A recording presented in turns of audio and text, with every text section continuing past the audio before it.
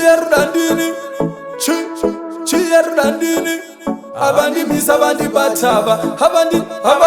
ndinaye zvinhu zvangu zvinofaya kana ndisina mari kumba ndinosara afambe neni mugwagwa anonyara nezuro ndakanzi chimbodzokera unorara so akati anoda homwe yangu ini handina basa kunze kwemari yangu ndipo parere moyo wangu ndinoda vemurora wamai vangu akati anoda homwe yangu ini handina basa kunze kwemari yangu ndipo parere moyo wangu ndinoda vemurora wamai vangu ndinonyanyoswa kwapa anondibundira seka cheche mumaoko ndinokotsira hazvina mbasa mukati akandipfuwira kwese kwaanoyenda ndinomutevera bhebuyo anonditapirira kunge lollipop ndinofarira kumutikinya seleputop handidi kumushayiwa kunge pathingisop ndinofarira kumuona sebicycop akati anoda homwe yangu ini handina basa kunze kwemari yangu ndipo parere moyo wangu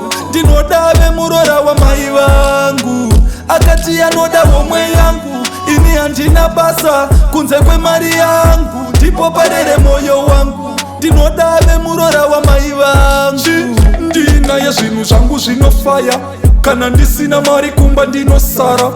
afambe neni mugwagwa anonyara nezuro ndakanzi chimbodzokera unorara ndisina mari pepi haandinyinurire kunyange ndikafona foni haadaire wakandiita sei pepi nditaurire wakandiita sei pepi ndinyeurire iwe akati anoda homwe yangu ini handina basa kunze kwemari yangu ndipo parere moyo wangu ndinoda vemurora wamai vangu akati anoda homwe yangu ini handina basa kunze kwemari yangu ndipo parere moyo wangu ndinoda vemurora wamai vangu ndinonyanyoswa kwapa anondibundira seka cheche mumaoko ndinokotsira hazvina basa mukati akandipfuwira kwese kwaanoyenda ndinomutevera bhebuyo anonditapirira kunge lollipop ndinofarira kumutikinya seleputop handidi kumushayiwa kunge pathingisop ndinofarira kumuona sebicycop akati anoda homwe yangu ini handina basa